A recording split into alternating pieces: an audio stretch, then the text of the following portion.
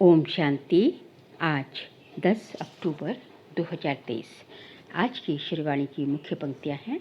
मीठे बच्चे, प्रभात के समय मन बुद्धि से मुझ बाप को याद करो। प्रभात के समय मन बुद्धि से मुझ बाप को याद करो। साथ साथ भारत को देवी राजस्थान बनाने की सेवा करो। प्रश्न है, सूर्यवंशी राजधानी की प्राइज किस आधार पर मिलती है? उत्तर है, सूर्यवंशी राजधानी की प्राइज लेना है तो बाप का पूरा मददगार बनो। श्रीमत पर चलते रहो। आशीर्वाद नहीं मांगनी है, लेकिन योग बल से आत्मा को पावन बनाने का पुरुषार्थ करना है। देह सहित देह के सब संबंधों को त्याग एक मोस्ट बिलवेड बाप को याद करो तो तुम्हें सूर्यवंशी राजधानी की प्राइज मिल जाएगी। उसमें पीस, प्योरिटी, प्रॉस्पेरिटी सब कुछ होगा। गीत है, आखिर वह दिन आया आज। ओम शांति। ओम शांति का अर्थ तो तुम बच्चों की बुद्धि में रहता ही है। बाप जो समझाते हैं वह इस दुनिया में सिवाय तुम्हारे और किसको समझ में नहीं आएगा। वह ऐसे समझेंगे जैसे कोई मेडिकल कॉलेज में जाकर बैठे नया बच्चा बैठे तो कुछ समझ ना सके। ऐसे कोई सत्संग होता नहीं जहाँ मनुष्य जाए और कुछ ना समझे। वहाँ तो है ही शास्त्र आदि सुनाने की बातें। ये है बड़े ते बड़ी कॉलेज, नई बात नहीं है। फिर से वह दिन आया आज जबकि बाप बैठ बच्चों को राजयोग सिखलाते हैं। इस समय भारत में राजाई तो है नहीं। तुम इस राजयोग से राजाओं का राजा बनते हो, अर्थात तुम जानते हो कि जो विकारी राजाएं हैं उसके भी हम राजा बन रहे हैं। बुद्धि मिली है, जो कोई कर्म करते हैं वह बुद्धि में रहता है ना। तुम वॉरियर्स हो, जानते हो हम आत्माएं अब बाप के साथ योग रखने से भारत को पवित्र बनाते हैं और चक्र के आदि मध्य अंत की नॉलेज धारण कर हम चक्रवर्ती राजा बन रहे हैं। ये बुद्धि में रहना चाहिए। हम युद्ध के मैदान में हैं, विजय तो हमारी है ही, ये तो सर्टेन है। बरोबर हम अब इस भारत को फिर से देवी डबल सिरताज राजस्थान बना रहे हैं। बाबा चित्रों के लिए बहुत अच्छी रीति समझाते रहते हैं। हम 84 जन्म पूरे कर अब वापस जाते हैं, फिर आकर राज्य करेंगे। ये सब ब्रह्म कुमार कुमारियाँ क्या कर रहे हैं? ब्रह्म कुमारियों की ये संस्था क्या है? पूछते हैं ना। बी के फट से कहती हैं कि हम इस भारत को फिर से देवी राजस्थान बना रहे हैं। श्रीमत पर मनुष्य श्री का अर्थ भी नहीं जानते हैं।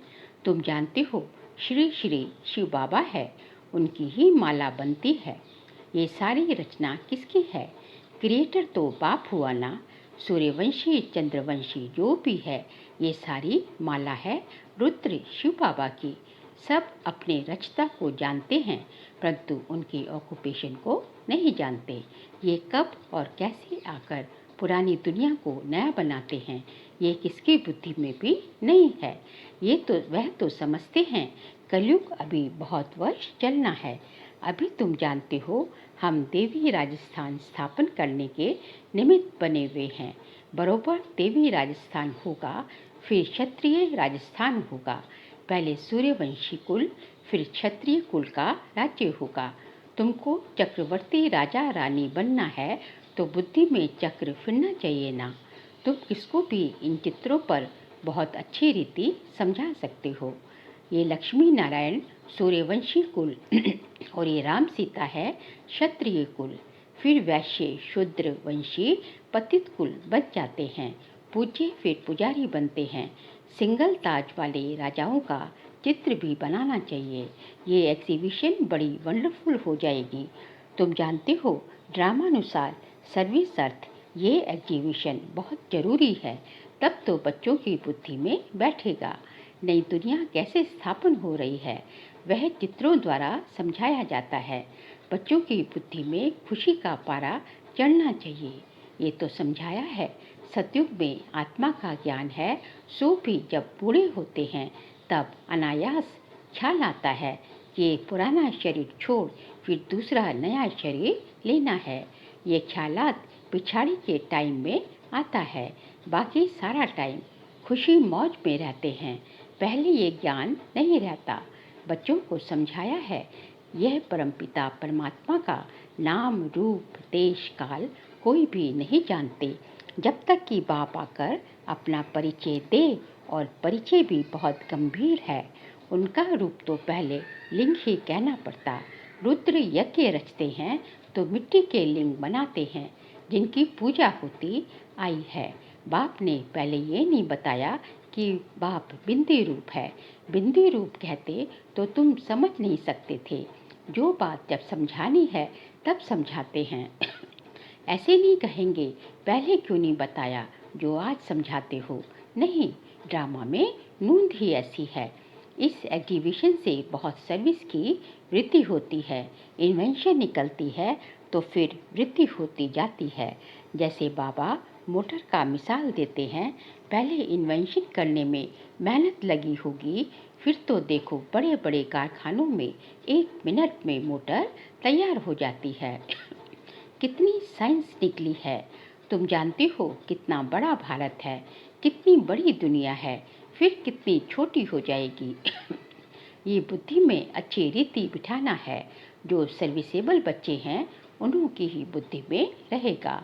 बाकी का तो खान पान झगमुई झगमुई में ही टाइम वेस्ट होता है।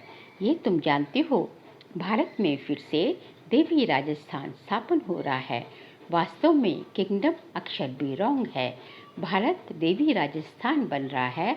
इस समय आसुरी राजस्थान है। रावण का राज्य है। हर एक में 5 विकारों की प्रवेशता है। कितनी करोड़ आत्माएं हैं, सब एक्टर्स हैं। अपने अपने समय पर आकर और फिर चले जाते हैं। फिर हर एक को अपना पार्ट रिपीट करना होता है। सेकंड बाय सेकंड ड्रामा हूबहू रिपीट होता है। जो कल पहले पार्ट बजाया था वही अब बचता है। इतना सब बुद्धि में रखना है। धंधे दोहरी में रहने से तो फिर मुश्किल हो जाती है। परंतु बाप कहते हैं प्रभात का तो गायन है, गाते हैं ना, राम सिमर प्रभात मोरे मन। बाप कहते हैं अभी और कुछ भी नहीं सिमरो, प्रभात के समय मुझे याद करो। बाप अभी सम कहते हैं। भक्ति मार्ग में फिर गायन चलता है। सत्युग त्रेता में तो गायन होता नहीं। बाबा समझाते हैं, हे आत्मा, अपनी मन बुद्धि से प्रभात के समय मुझ बाबा को याद करो। भक्त लोग अक्सर करके रात को जागते हैं, कुछ ना कुछ याद करते हैं। यहाँ की रस्मों रिवाज फिर भक्ति मार्ग में चली आई है। तुम बच्चों को समझाने की भिन्न भिन्न युक्तियाँ मिलती रहती हैं। भारत इतना समय पहले देवी राजस्थान था, फिर क्षत्रिय राजस्थान हुआ, फिर वैश्य राजस्थान बना। दिन प्रतिदिन तमोप्रधान बनते जाते हैं। गिरना जरूर है, मुख्य है ये चक्र। चक्र को जानने से तुम चक्रवर्ती राजा बनते हो। अभी तुम कलयुग में बैठे हो, सामने सतयुग है। ये चक्र कैसे फिरता है इसका तुमको ज्ञान है। जानते हो कल हम सतयुगी राजस्थान में होंगे। कितना सहज है। ऊपर में त्रिमूर्ति शिव भी है, चक्र भी है, लक्ष्मी नारायण भी इसमें आ जाते हैं। ये चित्र सामने रखा हुआ हो तो कोई को भी सहज रीति समझा सकते हो। भारत देवी राजस्थान था, अभी नहीं है। सिंगल ताज वाले भी नहीं हैं। चित्रों पर ही तुम बच्चों को समझाना है। ये चित्र बहुत वैल्यूबल हैं। कितनी वंडरफुल चीज़ है तो वंडरफुल रीति समझाना भी पड़े। ये झाड़ और त्रिमूर्ति का चित्र भी सबको अपने अपने घर में रखना पड़े। कोई भी मित्र संबंधी आदि आए तो इन चित्रों पर ही समझाना चाहिए। ये वर्ल्ड की हिस्ट्री ज्योग्राफी है। हर एक बच्चे के पास ये चित्र जरूर होने चाहिए। साथ में अच्छे अच्छे गीत भी हों। आखिर वह दिन आया आज, बरोबर बाबा आया हुआ है, हमको राजयोग सिखलाते हैं। चित्र तो कोई भी मांग मिल सकते हैं, गरीबों को फ्री मिल सकते हैं, परंतु समझाने की भी ताकत चाहिए। ये है अविनाशी ज्ञान रत्नों का खजाना। तुम दानी हो। तुम्हारे जैसा अविनाशी ज्ञान रत्नों का दान कोई कर नहीं सकता। ऐसा दान कोई होता नहीं, तो दान करना चाहिए। जो आए उनको समझाना चाहिए, फिर एक दो को देख बहुत आएंगे। ये चित्र मोस्ट वैल्यूबल चीज़ है, अमूल्य है। जैसे तुम भी अमूल्य कहलाते हो ना, तुम कौड़ी से हीरे जैसा बनते हो। ये चित्र विलायत में ले जाकर कोई समझाए तो कमाल हो जाए। इतना समय ये सन्यासी लोग कहते आए कि हम भारत का योग सिखलाते हैं। हर एक अपने धर्म की महिमा करते हैं। बौद्ध धर्म वाले कितने को बौद्धि बना देते हैं, परंतु उससे फायदा तो कुछ भी नहीं। तुम तो यहाँ मनुष्य को बंदर से मंदिर लायक बनाते हो। भारत में ही संपूर्ण निर्विकारी थे। भारत गोरा था, अभी भारत काला है। कितने मनुष्य हैं, सतयुग में तो बहुत थोड़े होंगे ना। संगम पर ही बाप आकर स्थापना करेंगे। राजयोग सिखलाते हैं, उन बच्चों को ही सिखलाते हैं जिन्होंने कल पहले भी सीखा था। स्थापना तो होनी ही है। बच्चे रावण से हार खाते हैं, फिर रावण पर जीत पाते हैं। कितना सहज है। तो बच्चों को बड़े चित्र बनवा कर उन पर सर्विस करनी चाहिए। बड़े बड़े अक्षर होने चाहिए, लिखना चाहिए। यहाँ से भक्ति मार्ग शुरू होता है। जरूर जब दुर्गति पूरी होगी तब तो बाप सदगति करने आएंगे ना। बाबा ने समझाया है, ऐसे कभी भी किसको नहीं कहना कि भक्ति ना करो। नहीं, बाप का परिचय दे समझाना है, तब तो तीर लगेगा। तुम जानते हो महाभारत लड़ाई क्यों कहा जाता है? क्योंकि ये बड़ा भारी यज्ञ है। इस यज्ञ से ही ये लड़ाई प्रज्वलित हुई है। ये पुरानी दुनिया खत्म होनी है। ये बातें तुम्हारी बुद्धि में हैं। मनुष्यों को पीस प्राइज मिलती रहती है, परंतु पीस तो होती नहीं। वास्तव में पीस स्थापन करने वाला तो एक ही बाप है। उनके साथ तुम मददगार हो। प्राइज भी तुमको मिलनी है। बाप को थोड़ी ही प्राइज मिलती है। बाप तो है देने वाला। तुमको नंबरवार पुरुषार्थ अनुसार प्राइज मिलती है। बेशुमार बच्चे होंगे। तुम अभी प्योरिटी, पीस, प्रॉस्पेरिटी स्थापन कर रहे हो। कितना भारी प्राइज है, जानते हो? जितना जो मेहनत करेंगे उनको सूर्यवंशी राजधानी की प्राइज मिलेगी। बाप है श्रीमत देने वाला, ऐसे नहीं। बाबा आशीर्वाद करो। स्टूडेंट को राय दी जाती है कि बाप को याद करो तो तुम्हारे विकर्म विनाश होंगे। योग बल से ही तुम्हारी आत्मा पवित्र बनेगी। तुम सब सीताएं हो, आग से पार होती हो। या तो योग बल से पार होना है या तो आग में जलना पड़ेगा। देह सहित सब संबंधों को त्याग, एक मोस्ट बिलवेड बाप को याद करना है। परंतु ये याद निरंतर रहने में बड़ी मुश्किलात है, टाइम लगता है। गाया भी हुआ है, योग अग्नि।